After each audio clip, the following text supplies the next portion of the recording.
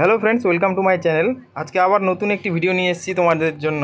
এই ভিডিওতে আলোচনা করব রাজ্যে একটি নতুন নিয়োগের নিয়ে। তো এখানে তোমরা শূন্যপদ দেখতে পাচ্ছ, কিন্তু 14,000টি শূন্যপদ রয়েছে।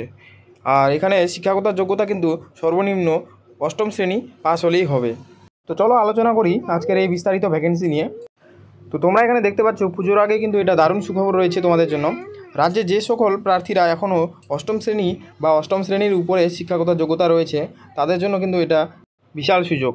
তারা অবশ্যই কিন্তু খুব শীঘ্রই এই শূন্যপদের জন্য আবেদন করে রাখবে। তো এখানে তোমরা দেখতে পাচ্ছ শূন্যপদের নামটি কিন্তু দেওয়া রয়েছে। এই শূন্যপদটি কিন্তু পশ্চিমবঙ্গ সরকারের তরফে প্রকাশিত হোমগার্ডের এই পদটি যে নিয়োগ করা হবে, সেটি কিন্তু চুক্তিভিত্তিকভাবে তোমাদের নিয়োগ করা হবে। তো এখানে শূন্যপদ সংখ্যাও তোমরা দেখতে পাচ্ছ, 14,000টি শূন্যপদ রয়েছে। বেশ ভালোই কিন্তু শূন্যপদ রয়েছে তোমরা দেখতে পাচ্ছ।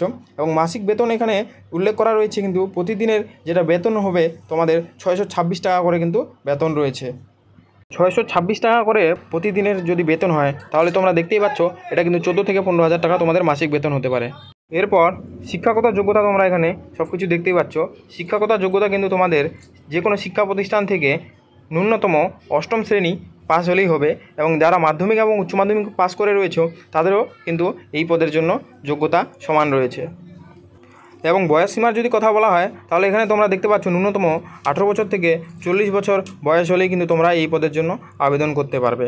এবং ট্রেনিংয়ের কথা যেটা উল্লেখ করা রয়েছে, এখানে কিন্তু ট্রেনিং 3 দিনের শুধু ফর্মাল যেটা ট্রেনিং হয় সেটাই হবে। তারপর থেকে তোমাদের ডিউটি শুরু হয়ে যাবে। এরপর দেখে নিই আবেদন পদ্ধতি কিভাবে তোমরা আবেদন করবে। তো এখানে তোমরা দেখতে পাচ্ছ, যারা যারা এই পদের জন্য আগ্রহী রয়েছে, তাদের কিন্তু অফলাইনে আবেদন করতে হবে। তোমাদের যে পার্শ্ববর্তী থানা রয়েছে, সেখানে কিন্তু তোমাদের সাদা পেপারে ভালোভাবে দরখাস্ত লিখতে হবে এবং সেটি একটি মুখবন্ধ খামে ভরাট করে সেটা জমা দিতে হবে। সেই খামের মধ্যে কিন্তু তোমাদের আধার কার্ড, ভোটার কার্ড এবং শিক্ষাগত যোগ্যতা যেটা তোমাদের রয়েছে সেটার মার্কশিট এবং অ্যাডমিট কার্ড জমা দিতে হবে। এবং সাথে ব্যাংকের পাসবইয়ের জেরক্সও কিন্তু তোমাদের জমা দিতে হচ্ছে। এরপর দেখে নেওয়া যাক নিয়োগ প্রক্রিয়া কী রয়েছে। তো এখানে তোমরা দেখতে পাচ্ছ, কিন্তু নিয়োগ প্রক্রিয়ার যেটা হচ্ছে, সেটা কিন্তু তোমাদের এখানে কোনো রকমের পরীক্ষা এবং ইন্টারভিউ দিতে হবে না। সরাসরি শারীরিক সক্ষমতার ভিত্তিতে কিন্তু তোমাদের এখানে নিয়োগ করা হচ্ছে। এবং তোমরা এখানে দেখতে পাচ্ছ, প্রার্থীদের কেবলমাত্র কিন্তু 10 দিনের জন্য নিয়োগ করা হচ্ছে। অর্থাৎ শুধুমাত্র যে পুজো চলবে, সেই পুজোর জন্য কিন্তু তোমাদের এই ডিউটিতে নিয়োগ করা হচ্ছে।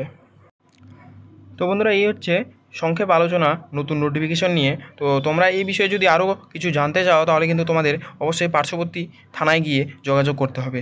এবং তোমাদের যদি ভিডিওটি ভালো লাগে, তাহলে ভিডিওটিকে অবশ্যই লাইক করো এবং চ্যানেলটিতে যদি তোমরা নতুন হয়ে থাকো, তাহলে চ্যানেলটিকে সাবস্ক্রাইব করো।